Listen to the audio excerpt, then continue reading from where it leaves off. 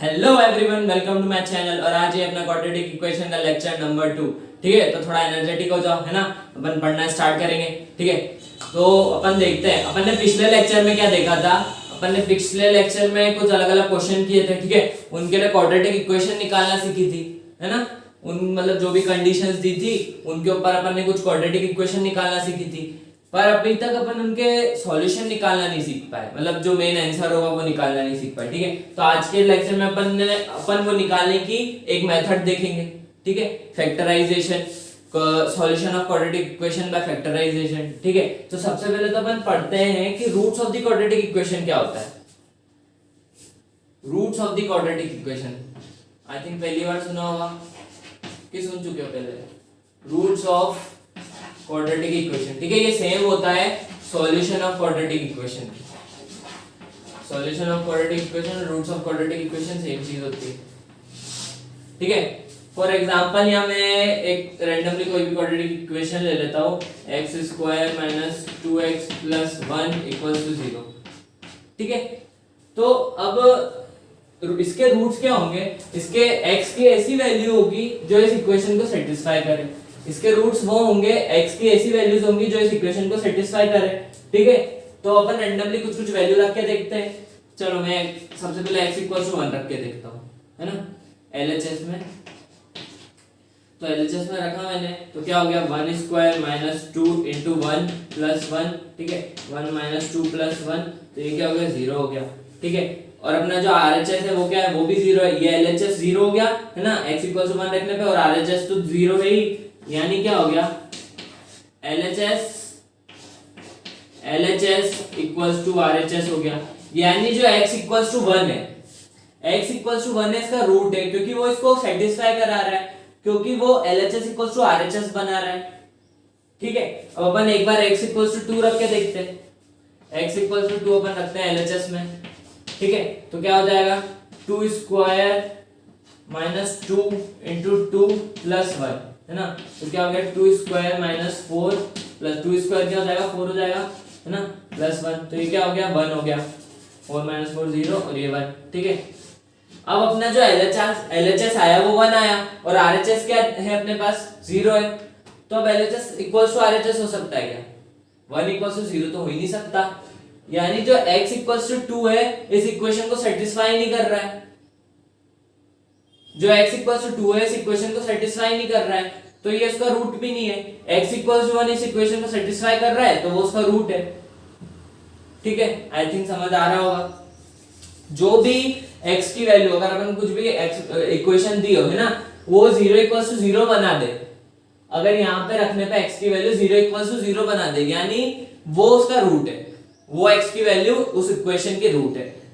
ठीक है, अब अपन ने ये तो सीख लिया कि क्या होता है रूट, पर अब अपन रूट निकालना भी तो सीखे। अब यहाँ अपन ने रैंडमली x = 1 रखा, और अनफॉर्चुनेटली वो 0 = 0, LHS = RHS हो भी गया। लेकिन अब हर जगह ऐसा थोड़ी होगा, हर जगह अपन कितनी कितनी अलग अलग वैल्यू रख के देखेंगे। ठीक है, तो अब अपन सीखेंगे कैसे निकालना है। तो आज के लेक्चर में अपन एक ही उसकी मेथड देखेंगे। ठीक है, बाकी मेथड्स अगले लेक्चर्स में देखेंगे, है ना। तो अपन मेथड देखते हैं।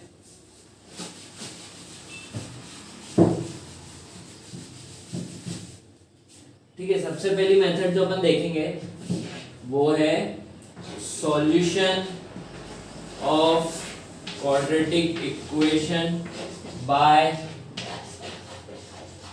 फैक्टराइजेशन। अब इसको फैक्टराइजेशन क्यों बोलते हैं वो भी समझेंगे।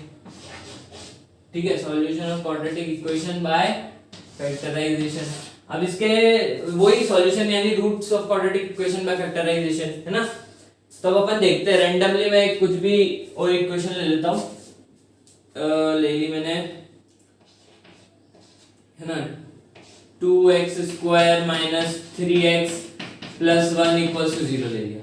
ठीक है, अब इस मेथड में अपन क्या करते हैं, स्प्लिटिंग द मिडिल टर्म करते हैं। ठीक है, अब अपन ने स्प्लिटिंग द मिडिल टर्म में, मुझे याद है पॉलिनोमियल्स में अपन ने क्या देखा था, जो उसके जीरोस होते हैं किस फॉर्म में आते हैं, alpha x - alpha * x - beta. यानी ये जो होते हैं x - अल्फा और x - बीटा, उसके फैक्टर होते थे। ठीक है, अपन देखते हैं अभी स्प्लिटिंग द मिडिल टर्म से इसको पूरा सॉल्व करते हैं पहले, है ना। तो अब स्प्लिटिंग द मिडिल टर्म से कैसे करेंगे, 2x² into 1 क्या होगा, 2x² हो जाएगा। अब -3x को ऐसे कैसे प्लस या माइनस के फॉर्म में लिखें कि जब उन फॉर्म्स को मल्टीप्लाई करें तो 2x² आए, ठीक है, -x 2x plus 1 equals to 0, ठीक है। अब देखो -x into -2x क्या हो जाएगा, -3x, और -x into मतलब -x प्लस -2x क्या हो जाएगा, -3x, और -x into -2x क्या हो जाएगा, 2x² हो जाएगा, यानी इक्वेशन सही बनी है, ठीक है। x कॉमन ले लिया तो क्या होगा 2x - 1, यहाँ पे -1 कॉमन ले लिया तो क्या होगा 2x - 1 इक्वल्स टू 0, ठीक है। अब यहाँ से अपन ने 2x - 1 कॉमन ले लिया है ना, और x - 1 इक्वल्स टू 0। अब देखो जो 2x - 1 लिखा है ना, वो इस इक्वेशन का फैक्टर है, और जो x - 1 लिखा है वो भी इस इक्वेशन का फैक्टर है। कैसे, मान लो मेरे पास 12 12 दिया हो, ठीक है, इसको अपन कैसे लिख सकते हैं, 3 into 4 एंड में अपन ने इसको लिख लिया, ठीक है। तो यानी जो 3 है वो भी इसका फैक्टर है और 4 है वो भी इसका फैक्टर है। तो यहाँ पे वैसे अपन को इक्वेशन दिया था, अपन ने उसको ऐसे लिख लिया 2x - 1 into x - 1, तो जो 2x - 1 है वो भी इसका फैक्टर है और x - 1 वो भी इसका फैक्टर है, ठीक है। तो इसको फैक्टराइजेशन मेथड बोल देते हैं, बस इसलिए, ठीक है। अब अपन इसके रूट कैसे फाइंड करें, तो अभी एक इक्वल्स टू 0 दिया है वो अपन को पता है, ठीक है। तो अब अपन को जो इसका LHS है इसको भी 0 बनाना है, तो या तो ये पार्ट 0 हो जाए या तो ये पार्ट 0 हो जाए। x की वैल्यू यहाँ कुछ ऐसी रखा है जिससे ये 0 हो जाए, x की वैल्यू या तो यहाँ कुछ ऐसी रखा है जिससे ये 0 हो जाए, ठीक है। तो अपन एक बार ले लेते हैं 2x - 1 इक्वल्स टू 0 है ना, जिससे आएगा x इक्वल्स टू 1/2, 1/2 क्या आएगा ना, 1 इधर जाएगा है ना, फिर 2 उसके नीचे, ठीक है। फिर एक बार ले लेते हैं x - 1 equals to 0, x - 1 equals to 0, जिससे x क्या आ जाता है 1, ठीक है। तो x इक्वल्स टू 1/2 और x इक्वल्स टू 1 ये दोनों इसके रूट्स हो गए, 1/2, 1 इसके रूट्स हो गए। क्यों, 1/2 अपन यहाँ पे इस इक्वेशन में रखेंगे तो 0 इक्वल्स टू 0 हो जाएगा, और 1 इस इक्वेशन में रखेंगे तो भी 0 इक्वल्स टू 0 हो जाएगा। एक बार 1/2 इस इक्वेशन में रख के देखते हैं, इसमें रख लो या ऊपर रख लो, ऊपर रख लेते हैं ना, 1/2 रखते हैं, 2 into 1/2 का whole square minus 3 into 1/2 plus 1। अभी बस मैं LHS सॉल्व कर रहा हूँ है ना, तो अब क्या हो जाएगा 2 into 1/4 माइनस 3/2 प्लस 1। अभी ये इससे कट गया 2, ठीक है। अब 1/2 माइनस 3/2 प्लस 1, ठीक है। अब इसको देखो 1 माइनस 3/2 प्लस 1, ठीक है। दोनों का नीचे डिनोमिनेटर सेम है ना। आगे क्या करते हैं इसको, 1 माइनस 3 क्या हो जाएगा माइनस 2/2, ठीक है, और ये प्लस 1, तो ये क्या हो गया -1 हो गया, ठीक है। -1 प्लस 1 क्या हो जाएगा 0 हो जाएगा, यानी जो अपना LHS आया 0 आया, और जो RHS है वो भी 0 है, यानी ये इसका रूट है 1/2, ठीक है। अब अपन एक x इक्वल्स टू 1 भी रख के देख लेते हैं इसमें।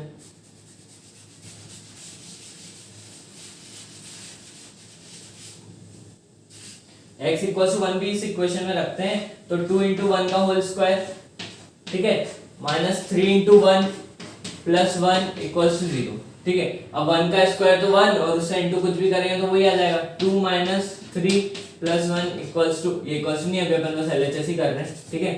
तो ये क्या हो जाएगा, इसको ऐड कर दो, 3 माइनस 3, ये भी 0 आ गया, यानी यहाँ पे भी अपना जो LHS 0 आया और RHS भी 0 है, तो LHS इक्वल्स टू RHS हो गया, यानी जो x इक्वल्स टू 1 है वो इसका रूट है, ठीक है। अब आपने पॉलिनोमियल्स पढ़ा था, तो उसमें अपन क्या करते थे जीरोस फाइंड करने के लिए, उसमें भी तो अपन यही चीज करते थे। उसमें भी तो अगर मान लो ये पॉलिनोमियल होता, अगर ये पॉलिनोमियल होता p of x is equals to 2x square minus 3x plus 1, अगर ये पॉलिनोमियल होता तो इसके जीरोस क्या आते, स्प्लिटिंग द मिडिल टर्म से करते अपन, ठीक है। तो इसके जीरोस भी एंड में, ये मतलब अपन ऐसा आता है एंड में अपने पास, ठीक है। तो इसके जीरोस क्या होते हैं, या तो अब इस एक्सप्रेशन को 0 करना है, या तो ये 0 हो जाए या तो ये 0 हो जाए, तो अपन एक बार 2x - 1 इक्वल्स टू 0 रख देते हैं, ठीक है। तो इससे क्या आता है x इक्वल्स टू 1/2 और x माइनस एक बार x - 1 इक्वल्स टू 0 रख देते हैं, तो इससे क्या आता है x इक्वल्स टू 1। तो इसका जो पॉलिनोमियल के जीरोस है वो भी यही है, और जो इस इक्वेशन के रूट्स है वो भी यही है, यानी जो पॉलिनोमियल्स में अपन जीरोस निकालते थे, है ना, और इक्वेशन में मतलब क्वाड्रेटिक पॉलिनोमियल में जो जीरोस निकालते थे और क्वाड्रेटिक इक्वेशन में जो रूट्स निकालते हैं वो सेम चीज है, बस इतनी सी बात है। ठीक है, जो क्वाड्रेटिक पॉलिनोमियल में जीरोस निकालते थे और जो क्वाड्रेटिक इक्वेशन में रूट्स निकालते हैं वो सेम है। ठीक है, अब अपन इसके ऊपर कुछ क्वेश्चंस देखते हैं। ठीक है, रख कर दूं।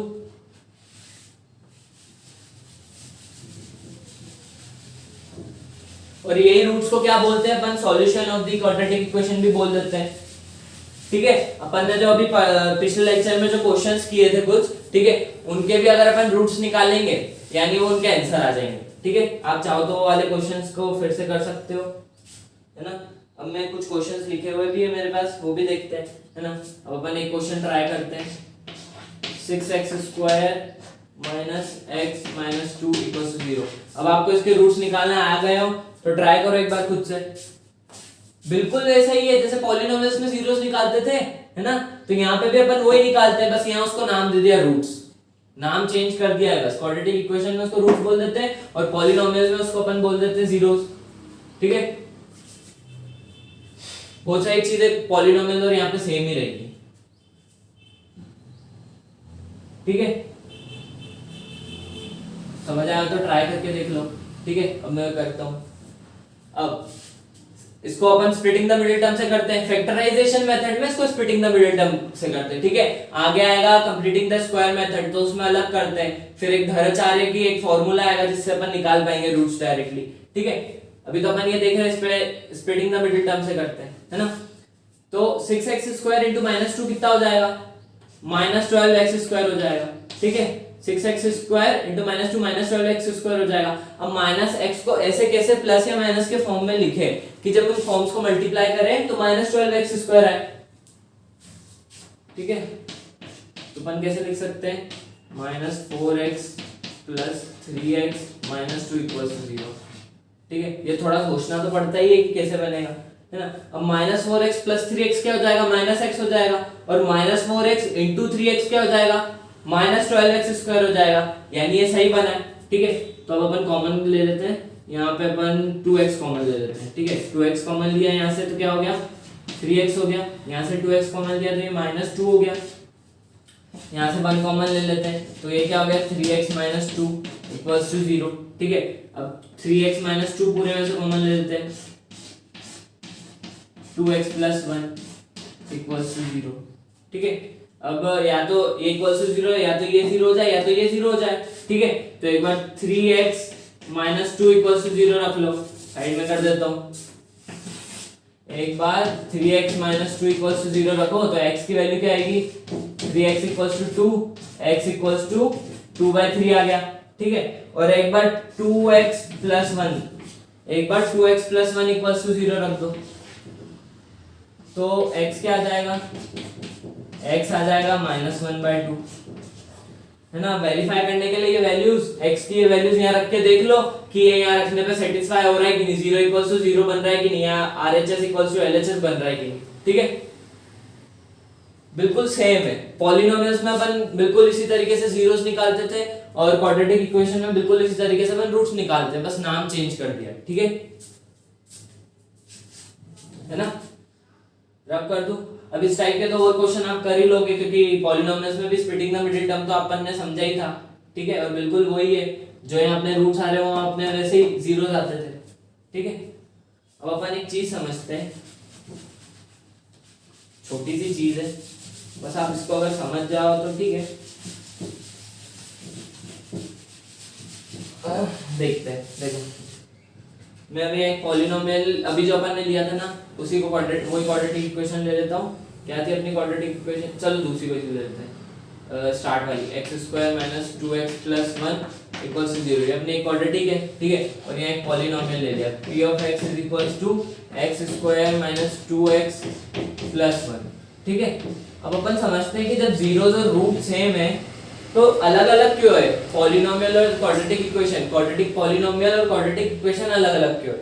तो देखो ये पॉलिनोमियल है ना, तो यहाँ अपन x की कुछ भी वैल्यू रख सकते हैं।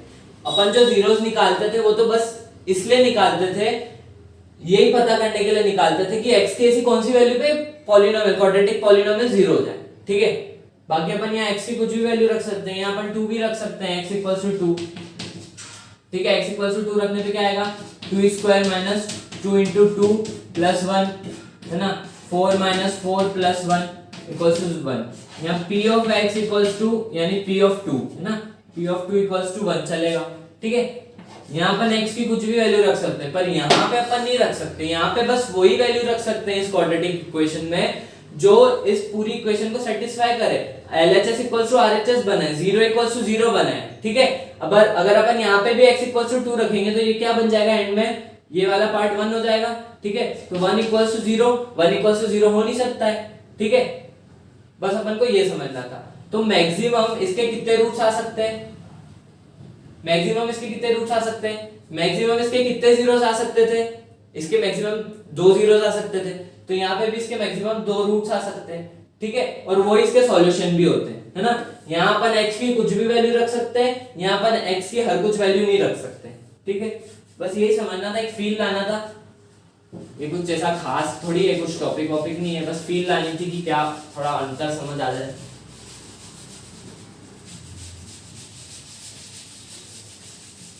ठीक है, अब अपन एनसीईआरटी के कुछ क्वेश्चन कर लेते हैं, है ना। एनसीईआरटी के कुछ क्वेश्चन करते हैं, अभी स्क्रीन कट के यहाँ पे आ जाएगा, ठीक है। तो यहाँ पे मैंने एक क्वेश्चन ले लिया है, ये एनसीईआरटी का ही है ना, ध्यान नहीं कौन सा है, ठीक है। तो अपन पढ़ते हैं जिसको दिख रहा हो, ठीक है, वरना मैं पढ़ भी रहा हूँ, है ना। Find 2 numbers whose sum is 27। हमको ऐसे 2 नंबर फाइंड करने हैं जिनके सम क्या है, जिनका सम क्या है 27 है ना। And product of the numbers are 182, जिनका प्रोडक्ट है 182, ठीक है। तो अपन 2 नंबर मान लेते हैं, एक नंबर मान लेते हैं x और एक नंबर मान लेते हैं y, कर सकते हैं ना ऐसा, तो ठीक है। अब अपन को क्या दिया है, x प्लस वाई क्या दिया है अपन को 27 दिया है, ठीक है। और x इंटू वाई क्या दिया है 182 दिया है, ठीक है। तो यहाँ से मुझे लगता है आपको सब्स्टिट्यूशन मेथड आती होगी, ठीक है। ऐसे सब्स्टिट्यूशन मेथड आपने अपने चैप्टर नंबर 3 में पढ़ी होगी। तो यहाँ से मैं x इक्वल्स टू इस वाले से y equals to 27 minus x लिख सकता हूँ क्या, y equals to 27 minus x लिख सकता हूँ क्या यहाँ पे, बिल्कुल लिख सकता हूँ, ठीक है। अब ये y की वैल्यू मैं यहाँ सब्स्टिट्यूट कर दूंगा, y की वैल्यू, ये y की वैल्यू यहाँ पे सब्स्टिट्यूट कर दूंगा मैं, ठीक है। तो x इंटू वाई की वैल्यू क्या है अपने पास 27 माइनस एक्स इक्वल्स टू 182, ये y की वैल्यू मैंने यहाँ पे लिख दी x इंटू वाई, ठीक है। अब इसको फर्दर सॉल्व करते हैं, x इंटू 27x, ठीक है, x into minus x square equals to 182, ठीक है। अब इस पूरे को उधर ले जाते हैं, इधर वाले को पूरे को उधर, है ना। तो क्या हो जाएगा x square minus 27x plus 182 equals to 0, ठीक है। अब अपन को पता है जो स्प्लिटिंग द मिडिल टर्म, मतलब जो रूट्स होते हैं ना वो इसके सॉल्यूशंस भी होते हैं। तो जब अपन इसके रूट्स निकालेंगे तो वही अपने 2 नंबर आ जाएंगे, ठीक है। अब मैं इधर वाला पार्ट मिटा दूं, ये क्वेश्चन भी मिटा दूं, ठीक है। आई थिंक क्वेश्चन तो समझ आ गया हो, ठीक है। तो अपन इसको स्प्लिटिंग द मिडिल टर्म से करते हैं पहले। तो स्प्लिटिंग द मिडिल टर्म में अपन कैसे सॉल्व करेंगे इसको, x square minus 27x plus 1, ठीक है। अब अपन इसको कैसे सॉल्व करें स्प्लिटिंग द मिडिल टर्म से, ठीक है। x square into 182 x square, है ना। और माइनस 27x को अपन ऐसे कैसे प्लस या माइनस के फॉर्म में लिखें कि जब उन फॉर्म्स को मल्टीप्लाई करें तो 182 x स्क्वायर है, लिख के देखते हैं अपन। अगर अपन 21 इंटू 6 करेंगे तो क्या होगा 6 126 नहीं, थोड़ा और पीछे जाते हैं, ठीक है। 18 इंटू 9 करके देखते हैं तो क्या हो जाएगा 72, 9 1 जा 9 162, ये भी नहीं होगा 162 आ रहा है, ठीक है। 16 इंटू 11 तो ये भी पीछे 6 आ गया तो होगा ही नहीं, आएगा कारण पीछे तो 2 चाहिए, ठीक है।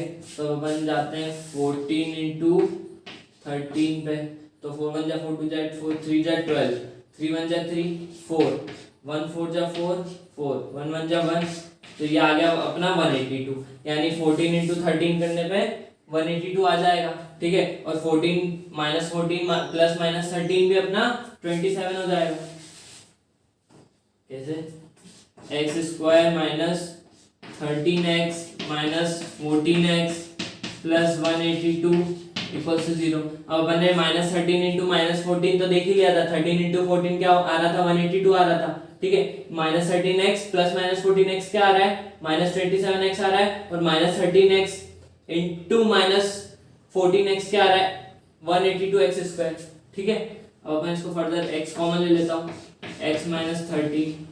ठीक है, यहाँ से 14 कॉमन ले लेता हूँ, तो यहाँ पे भी x माइनस 13 ही बनेगा, क्योंकि 14 इंटू 13 ही अपना 182 आ रहा था। ठीक है, अब x माइनस 13 पूरे में से कॉमन ले लेता हूँ, यहाँ पे x माइनस 14 बन जाएगा। ठीक है, अब या तो ये इक्वल टू 0 लिखा हुआ है हर जगह। ठीक है, यहाँ पे भी इक्वल टू 0 लिखा हुआ है। अब या तो ये इक्वल टू 0 है, तो या तो ये 0 हो जाए या तो ये 0 हो जाए। तो एक बार अपन x माइनस 13 को इक्वल टू 0 लिख देंगे तो क्या आ जाएगा, x इक्वल टू 13 हो जाएगा।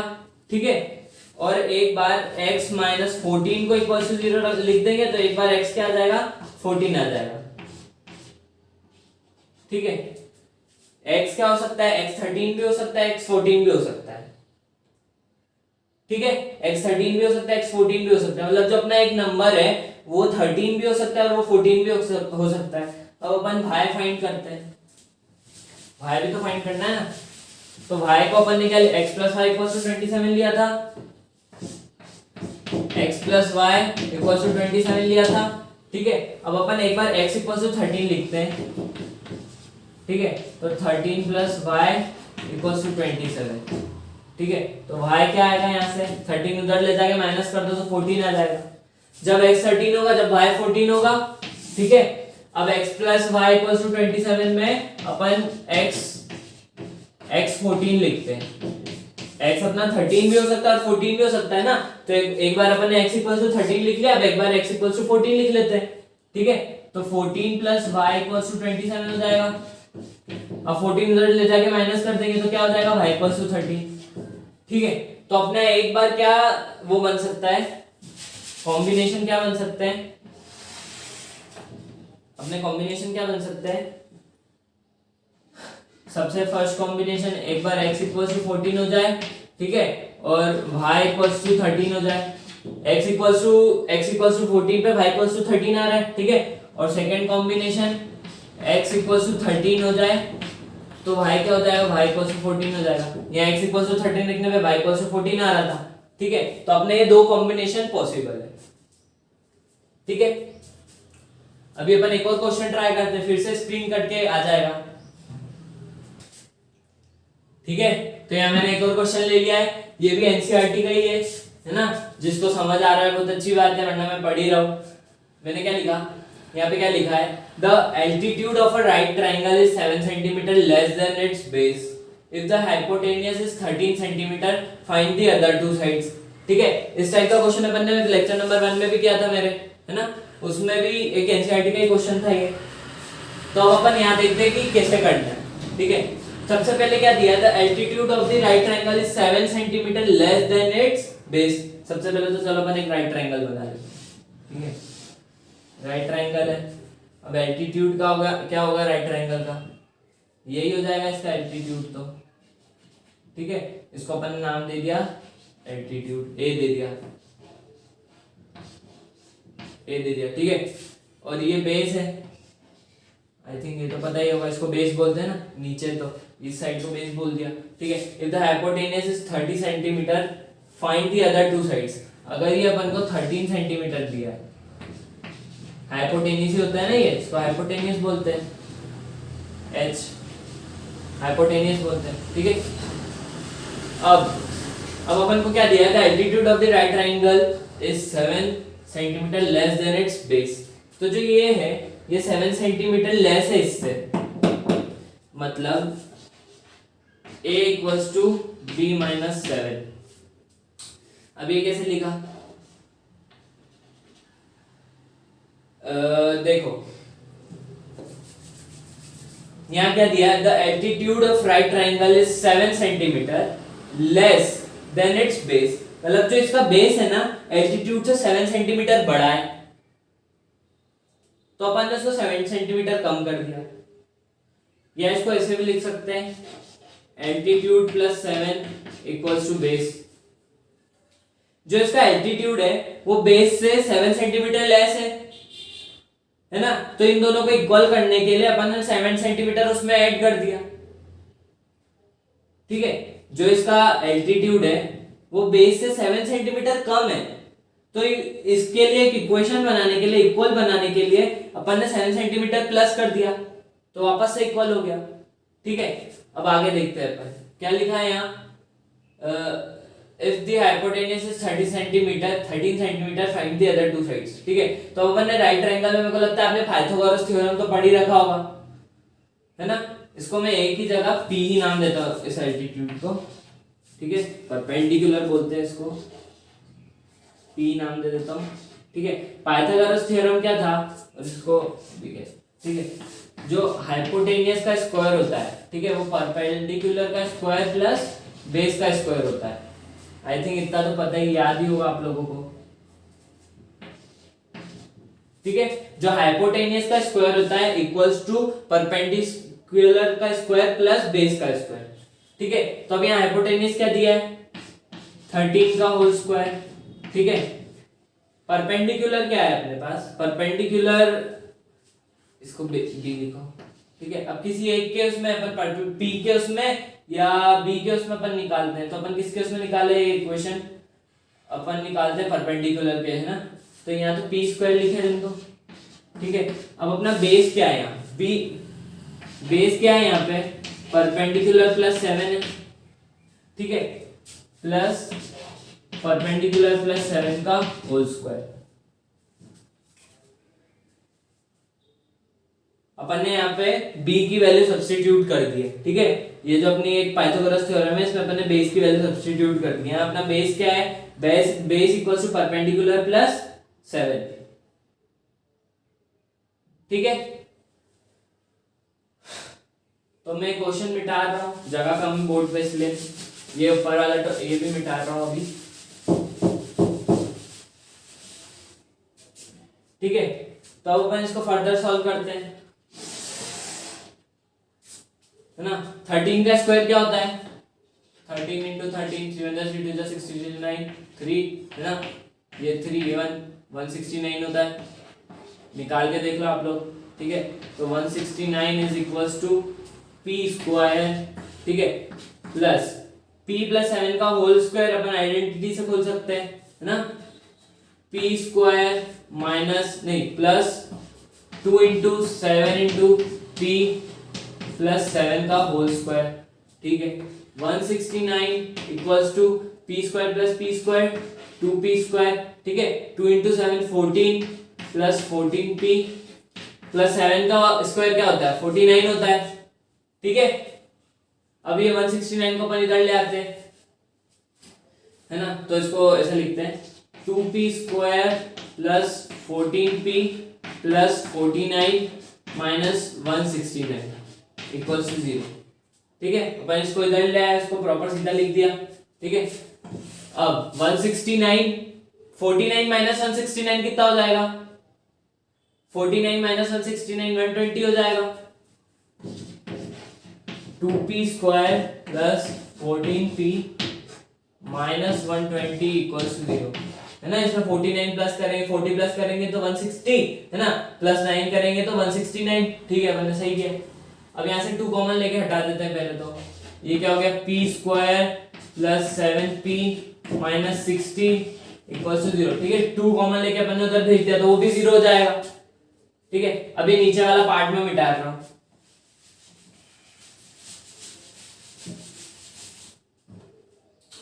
अब और करते हैं अपन, P square plus 7P minus 60 equals to 0। अब देखो, अब इसको वापस स्प्लिटिंग द मिडिल टर्म से करेंगे। ठीक है, तो माइनस 60 इंटू P स्क्वायर क्या हो जाएगा, माइनस 60P स्क्वायर। अब जो 7P है इसको ऐसे कैसे प्लस या माइनस के फॉर्म में लिखे कि जब इसको मल्टीप्लाई करें तो माइनस 60P स्क्वायर आ जाए। ठीक है, तो अपन क्या लिख सकते हैं यहाँ पे, P स्क्वायर प्लस क्या कर सकते हैं 12 इंटू 5, हाँ 12p minus 5p minus 60 equals to 0। देखो 12p माइनस 5p क्या हो जाएगा 7p, ठीक है, और 12p इंटू माइनस 5p क्या हो जाएगा माइनस 60p स्क्वायर। 12 इंटू 5 क्या होता है 60 होता है, तो 12 इंटू माइनस 5 माइनस 60 है ना, तो p square p into p square भी बन जाएगा, ठीक है, सही बना है। p कॉमन ले लेता हूँ पूरे में से, तो ये क्या हो गया p प्लस 12 और यहाँ से माइनस 5 कॉमन ले लेता हूँ, तो क्या हो गया ये भी p प्लस 12 भी बनेगा। अगर अपन सही करते हैं तो इधर और इधर सेम ही बनता है ना। अब मैं वापस ये ऊपर वाला रब कर रहा हूं,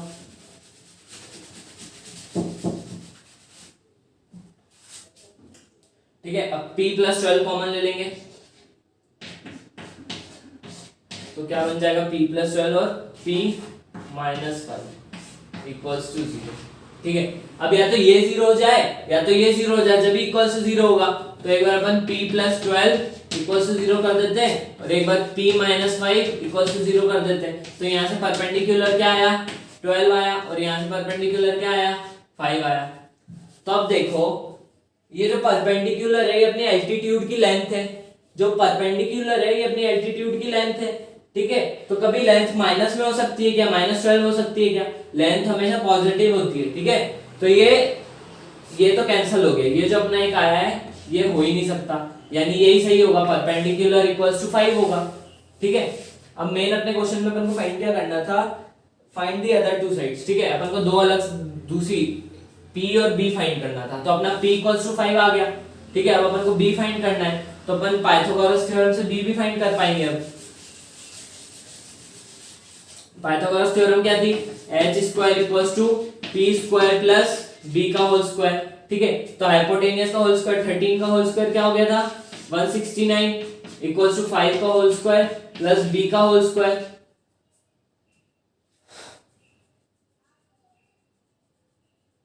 ठीक है। तो ये क्या हो गया 169 है ना, ये क्या हो गया 25, 5 का स्क्वायर क्या होता है 25 और ये बेस का होल स्क्वायर, ठीक है। अब ये 25 इधर जाएगा माइनस हो जाएगा, तो b square is equals to 169 minus 25 क्या हो जाएगा 144 हो जाएगा। करके देख लो, ट्राई करके देख लो, है ना। 25 इधर जाएगा तो 20 माइनस हो जाएगा, तो क्या हो जाएगा ये 149 माइनस 5 144, ठीक है। अब बेस b क्या हो जाएगा अंडर रूट 144, ठीक है ना, सही है कि नहीं। बेस हमेशा पॉजिटिव होता है, पॉजिटिव भी अपना यहाँ तो बेस, तो 144 का अंडर रूट क्या होता है 144 को अपन कैसे लिख सकते हैं अंडर रूट 12 इंटू 12 यानी 12 का स्क्वायर 144 होता है, यानी ये क्या हो गया 12 हो गया। अपना बेस क्या आया 12 आया, ठीक है। तो जो अपनी एल्टीट्यूड थी यानी परपेंडिकुलर क्या आया 5 सेंटीमीटर और जो बेस था वो क्या आया 12 सेंटीमीटर, ठीक है। किसी को चेक करना है ना तो पाइथागोरस थ्योरम में पूरा रख के देख लो, 169 इज इक्वल्स टू ये आना चाहिए, यहाँ पे b की वैल्यू भी रख के देख लो, ठीक है, ऐसे चेक भी कर लो। तो आज के लेक्चर में इतना ही, ठीक है। अगले लेक्चर में अपन और इसकी मेथड्स देखेंगे निकालने की। तो मैं तो बस इतना बोलना चाहता हूँ कि आप इसकी प्रैक्टिस करो, थोड़ी प्रैक्टिस करो तो अपने आप ही बनने लगेंगे क्वेश्चन, ठीक है। काफी इजी पड़ता है अगर आप अच्छे से प्रैक्टिस करो तो, है ना। तो थैंक यू।